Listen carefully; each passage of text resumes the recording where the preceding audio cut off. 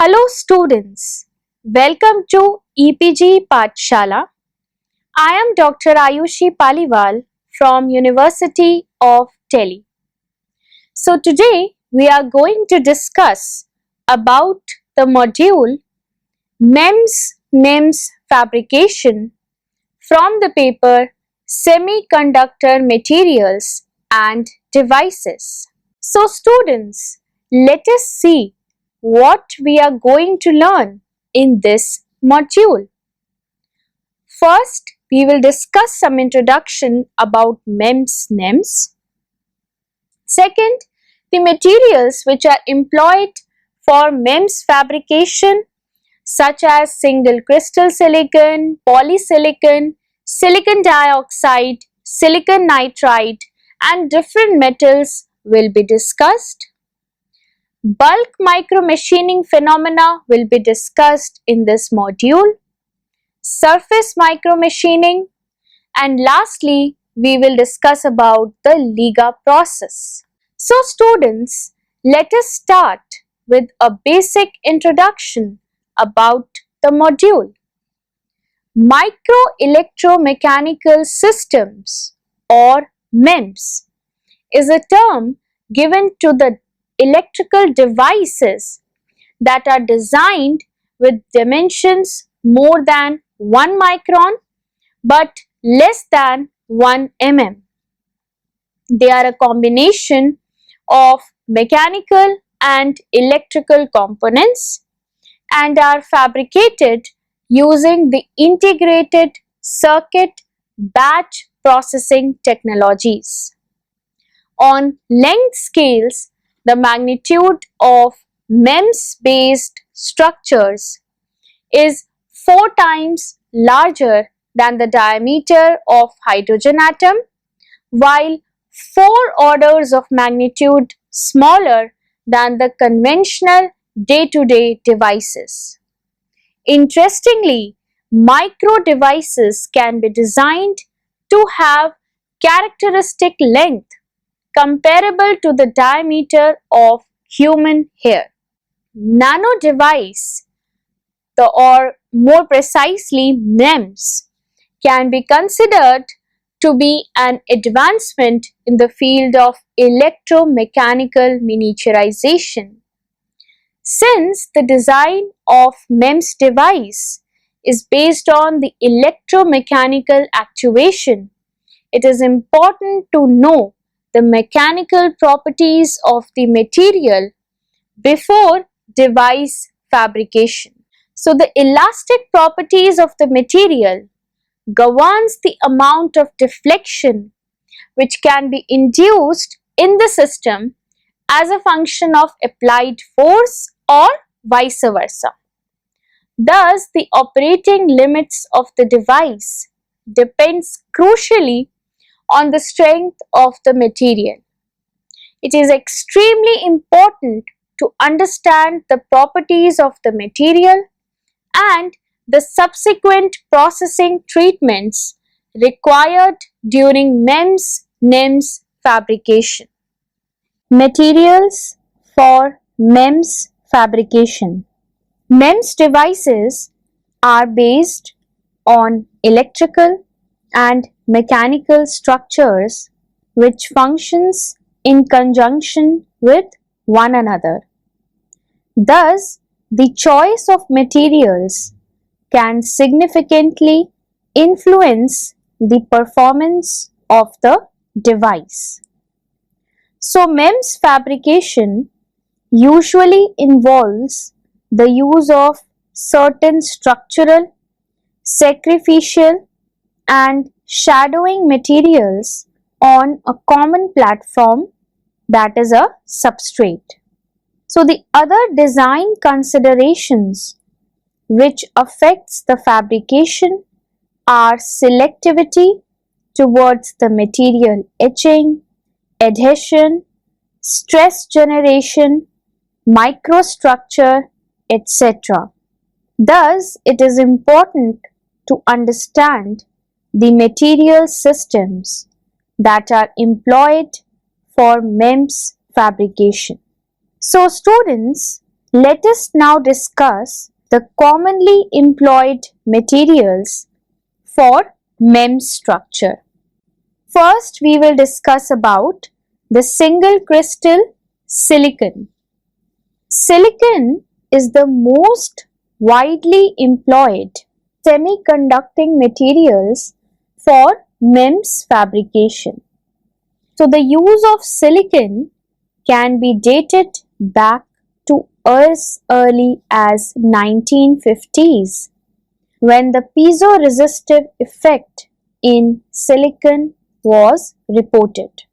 Not only can silicon be chemically and mechanically micro-machined, but its cost effectiveness and natural abundance makes it an ideal choice for the researchers working in the field of microfabrication technology. So for MEMS fabrication, single crystal silicon is the most versatile material for bulk micromachining, primarily due to the availability of well-established anisotropic etches and etch mask materials. So the IC device fabrication benefits from these silicon single crystals to a great extent. So the bulk micromachining of silicon wafer involves the dry and wet etching techniques in correlation with the etch mask and stops to fabricate the electromechanical devices. So students, during the etching of the material, directionality is one of the crucial factors. If the etch rate of the material is uniform in all the directions, then it is termed as isotropic etching. But in practice, etching is usually direction dependent, or in other words, it is anisotropic. So the etch rate is faster in the direction perpendicular to the wafer surface compared to the lateral etching. The anisotropic silicon etchants attacks the 100 and 110 crystal planes appreciably faster than the 111 crystal planes. Wet chemical etching of silicon. The most commonly used etchants for isotropic etching of silicon wafer are the mixtures of hydrofluoric acid HF and nitric acid HNO3 in water or acetic acid CH3COOH, commonly known as the HNA etching system. MEMS structures which require long etching times in KOH, Si3N4 is considered as a preferred masking material owing to its chemical durability. Now discuss the dry chemical etching of silicon. The process of dry etching spectrum ranges from physical etching of silicon wafer via sputtering and ion milling process to chemical plasma etching. So two commonly used processes, namely reactive ion etching RIE and reactive ion beam etching RIBE, involves both chemical and physical etching. So in principle, dry etching processes involve a plasma of ionized gases plus the neutral particles to etch out the material from the targeted area. So reactive ion etching is the most commonly used dry etch process to pattern the silicon. Fluorinated compounds like CF4, SF6 and NF3 or chlorinated compounds such as Cl2 or CCl2 occasionally mixed with helium, O2 or H2 are commonly employed. So the process of RIE is highly directional, thus enables the transfer of pattern directly from the masking material to the etched silicon surface. Let us now discuss another material, that is polysilicon. The surface micro-machined MEMS device fabrication predominantly utilizes polycrystalline silicon, which is usually known as polysilicon, as the primary structural material, whereas SiO2 is used as the sacrificial material and Si3N4 is employed for electrical isolation of device structures. So, analogous to single crystal silicon, the polysilicon can also be doped during or after the film deposition by employing standard IC processing techniques. Polysilicon is composed of a large number of small single crystal domains called as grains whose alignment or orientations vary with respect to one another, which is shown in the figure.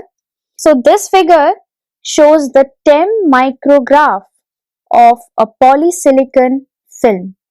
The roughness of polysilicon surfaces is generally due to the granular nature of polysilicon. During MEMS fabrication, polysilicon films usually undergo one or more high temperature processing treatments like doping, thermal oxidation or annealing, post deposition. These high temperature steps can lead to recrystallization of the polysilicon grains, thus leading to a reorientation of the film and a significant increase in average grain size.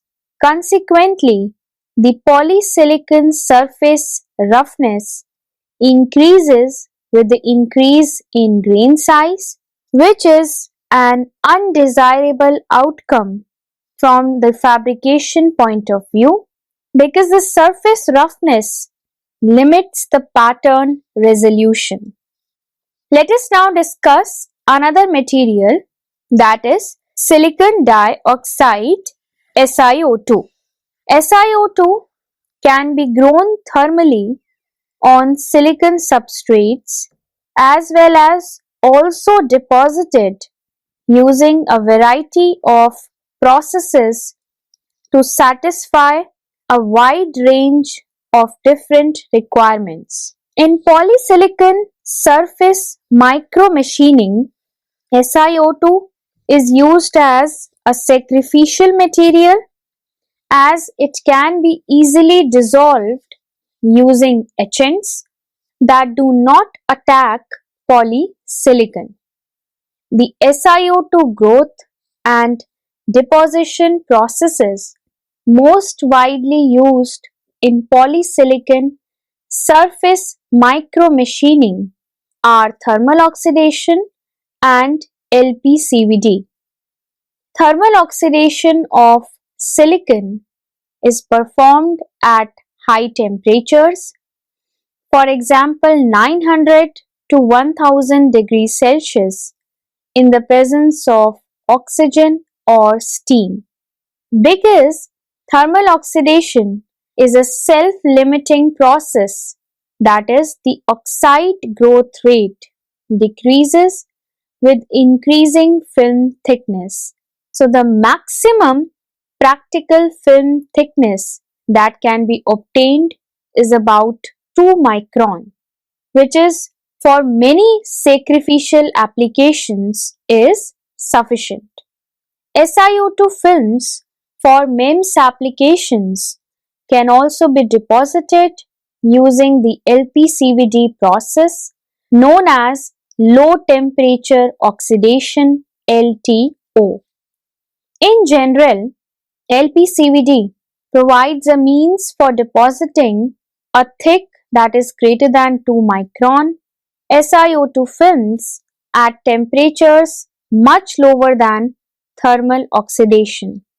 Recent report documents the development of another low pressure process which is known as plasma enhanced chemical vapor deposition PECVD for MEMS applications.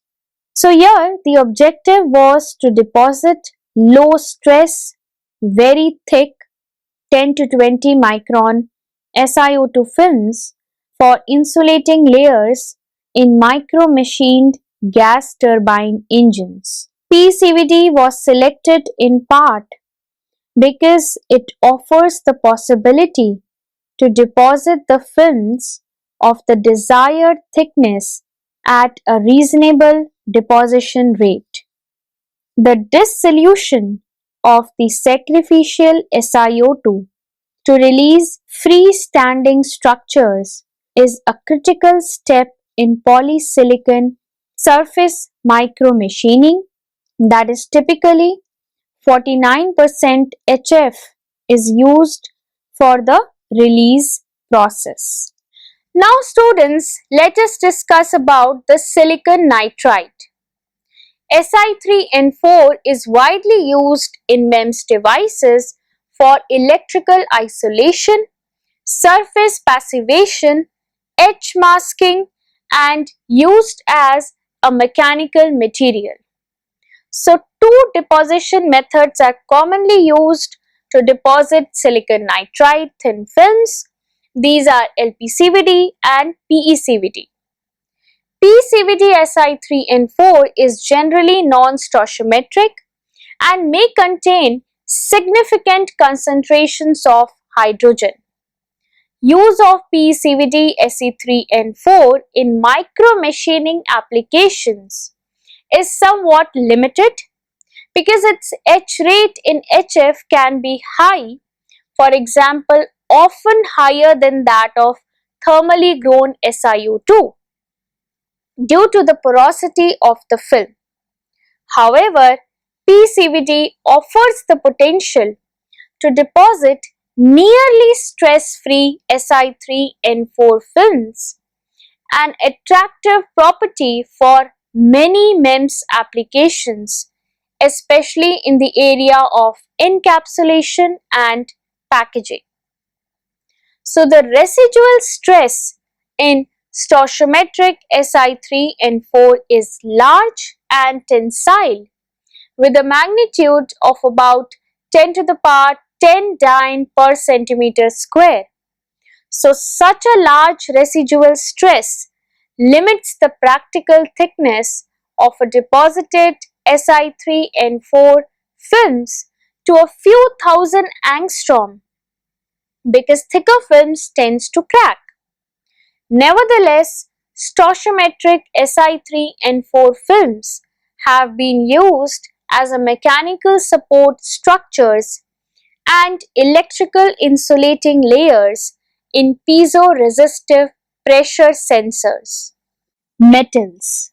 Metals are an integral part of MEMS fabrication where they are commonly employed as hard etch mask and as interconnects to various structural elements such as micro actuators, microsensors, etc.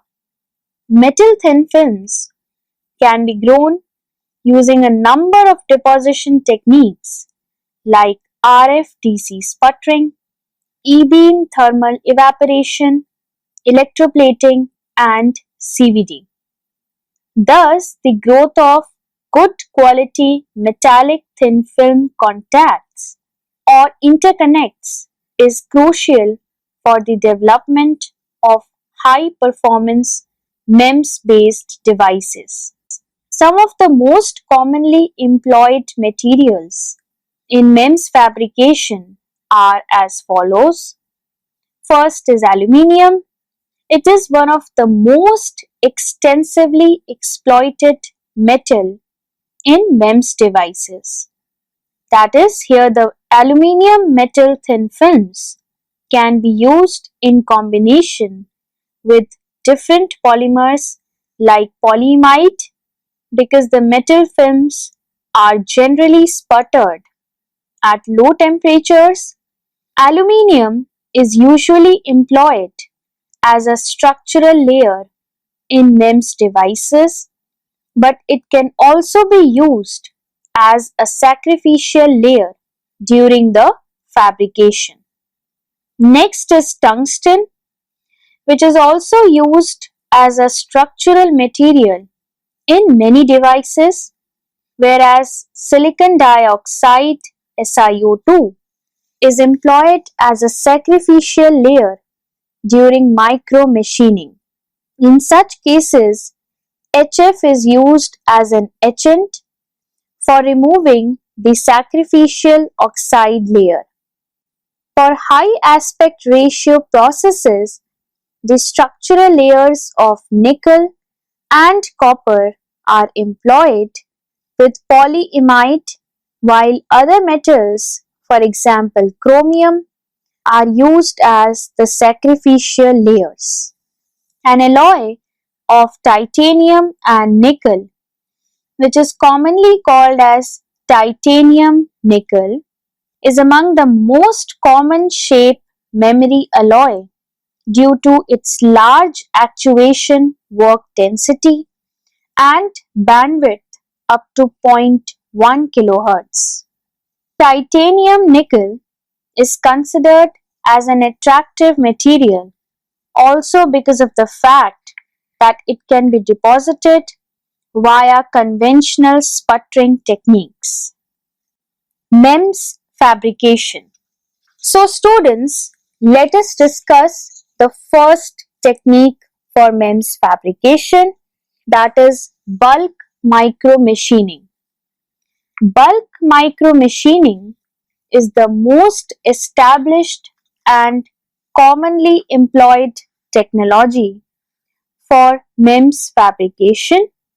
In this technique, the mechanical components are fabricated within the bulk of a material like silicon wafer as shown in this figure. This is done by selectively removing out certain parts of the wafer material by employing orientation dependent etchants. So the etch, stopping and masking films methods, they are very important during the bulk micro machining of a wafer. The etching of the material can be either isotropic or anisotropic, or it can also be a combination of both. During isotropic etching, the rate of etching is equal in all the directions, while during anisotropic etching, the rate depends on the crystallographic orientation of the wafer. Ethylene diamine and pyrocatechol and an aqueous solution of potassium hydroxide are the two commonly used etchants. The etchant should be effective in removing the respective material at precise location, and for the said process, etch stopping techniques have been established over the years. In the wet bulk micromachining, the electromechanical structures are shaped inside the bulk of materials like silicon, silicon carbide, quartz, indium phosphide, gallium arsenide, germanium, or glass by anisotropic and or by isotropic wet etchants. So a schematic of the typical structure fashioned using a wet bulk micro machining method is shown over here. Now here it is shown that a wet bulk micro machining technique is employed to design a membrane consisting of piezoresistive elements. Now the silicon micro machining process selectively thins out an originally 400 micron thick silicon wafer. Now let us discuss about the surface micro machining. Contrary to the process of bulk micro machining, where three-dimensional structures are etched out from the bulk of the crystalline or nanocrystalline materials, the surface micro machined features are fabricated layer by layer over the surface of a substrate, such as a single crystal silicon wafer. So dry etching process creates the surface features in the XY plane of the material, whereas the wet etching process from the same plane by undercutting. So during surface micromachining, the shapes in the XY plane are unobstructed by the crystallographic planes of the substrate material. Thin films employed in surface micromachining must stand out a larger number of rigorous structural, chemical, mechanical as well as electrical requirements. Some of the important features like adhesion, low pinhole density, low residual stress, good mechanical strength and chemical resistance to certain etchants all may be required simultaneously. So, some of these essential features will be discussed in detail in follows. Let us first discuss about the adhesion. Adhesion is very crucial in the micro machining of a material since mechanical forces are usually involved during actuation. If the films tend to lift from the substrate upon the application of a repetitive applied mechanical force, the fabricated device will not operate over a long time. It is extremely beneficial to incorporate a layer of oxide forming elements between the metal and an oxide substrate. So metals like chromium, titanium, aluminium, etc. they provide a good adhesion for subsequent metal deposition. Intermediate film formation allowing a continuous transition from one lattice to the other results in the best adhesion. Next is stress. Delamination, cracking of film and void pinhole formation may be attributed to stress generated in the film. Most of the films are found in a state of residual stress due to in the thermal expansion coefficient mismatch, non-uniformity in plastic deformation, substitutional or interstitial impurities, and lattice mismatch.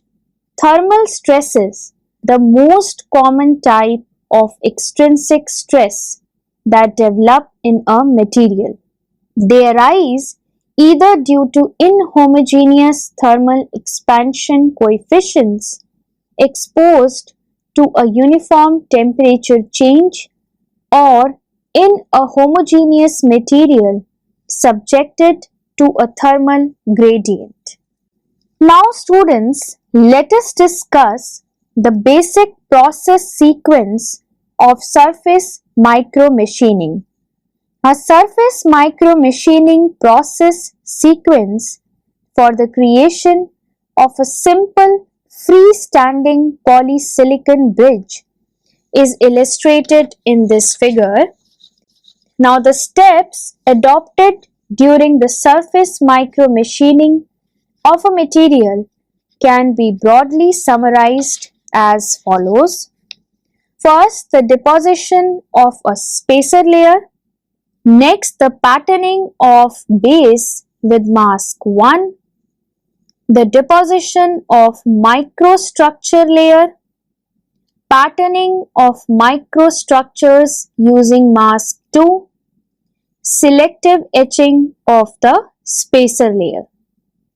The surface micromachining technique is applicable to combinations of thin films and lateral dimensions where the sacrificial layer can be etched without significant etching or attack of the microstructure, the dielectric or the substrate. Let us discuss about the LIGA process. LIGA is a German acronym which is coined for X-ray lithography, electrodeposition and molding process.